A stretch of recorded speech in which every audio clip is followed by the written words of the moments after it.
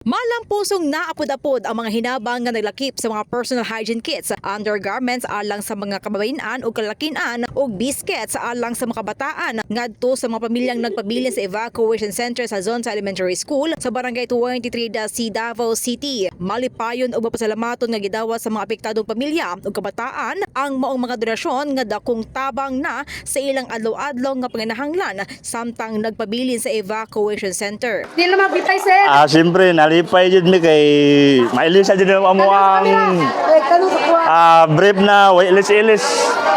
Muuga mo, mabasa, mauga, basa na po. Puli-puli. Karon, nagpasalamat kay mi nga naami nadawat na brief. Then, panty sa mong asawa. O, naapon mi sabon.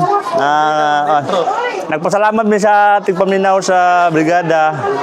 Maayo nilahang kasing-kasing gahatag sa amoa nga ni. Salamat kayo. Perting lipaya, sir, kay bisag isa wakoy pante. Tuwa kay gisawat deron. Wala mo magpanti pa ko karon, mato pa ko CR.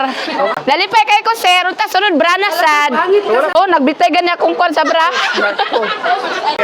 Sobra pa sa palaya, sir, akong kwan kinabuhi karon. Pait kayo. May gani na ipanti. Salamat sa gihatag ninyo sa mga nga panty, bisag panty nakatabang ra pud sa mua. Bisag kani nga ingunani lang, at least nakasulbad po sa among pangailangan.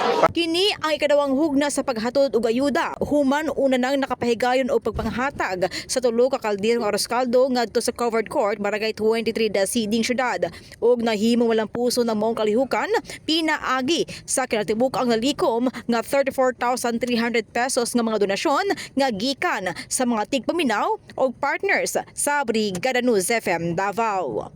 In the heart of changing lives, ako si Brigada Justin Rose Pabi sa 93.1 Brigada News FM Davao, The Music and News Authority.